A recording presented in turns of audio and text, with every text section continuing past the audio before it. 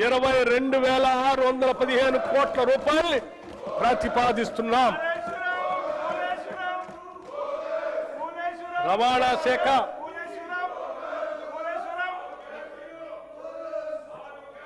తెలంగాణ రాష్ట్ర రవాణా శాఖ పరిధిలో 1,82,00,000 నమోదిత వాహనాలు ఉన్నాయి.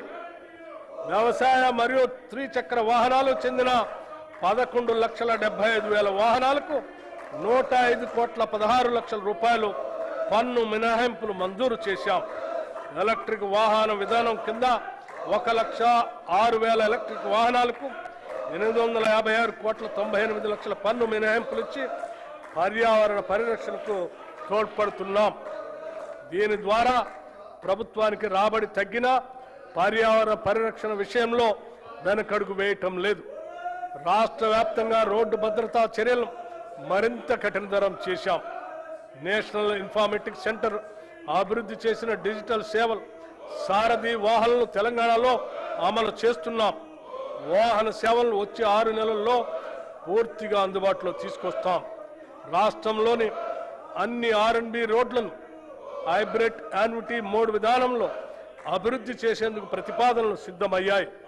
హైదరాబాద్ చుట్టూ రీజనల్ రింగ్ రోడ్డు నిర్మాణంలో పాటు సమాంతరంగా రీజనల్ రింగ్ రైలు ఏర్పాటు చేయాలని నిర్ణయించాం.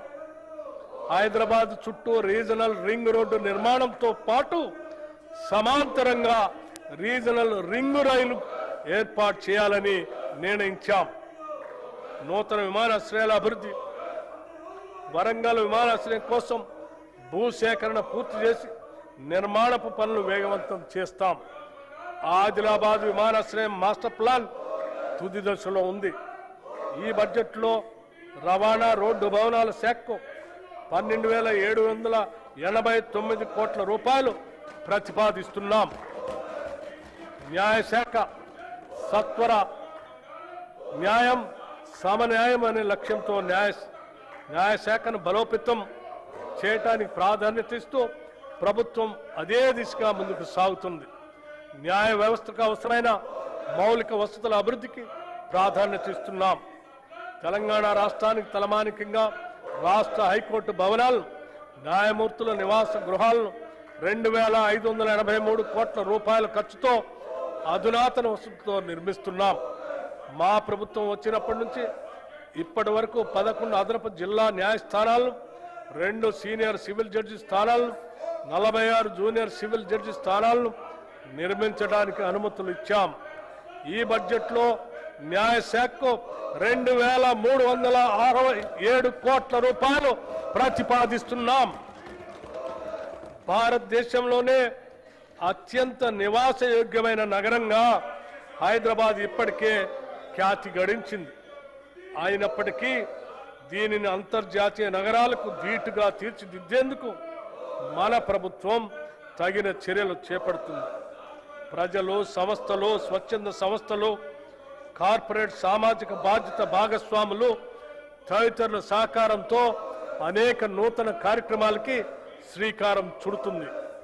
హైదరాబాద్ శరవేగంగా అభివృద్ధి చెందుతున్న నగరాల జాబితాలో ముందుంది. అయినా ప్రభుత్వం అక్కడితోనే ఆగకుండా తెలంగాణలోని ప్రతి పట్టణం, ప్రతి నగరం హైదరాబాద్ మాదిరిగా అభివృద్ధి చెందాలనే లక్ష్యంతో పని చేస్తున్నది. రాష్ట్రంలో పట్టణీకరణ శాతాన్ని పెంచగలిగాం.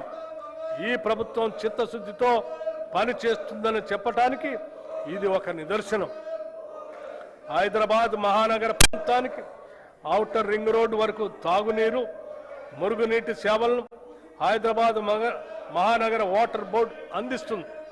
గోదావరి తాగునీటి ప్రాజెక్ట్, కొత్త రిజర్వాయర్లు, 39 మురుగునీటి శుద్ధి కేంద్రాల్ని మంజూరు చేశాం. వాటి నిర్మాణం వివిధ దశల్లో కొనసాగుతుంది. పాత GHMC సంస్థ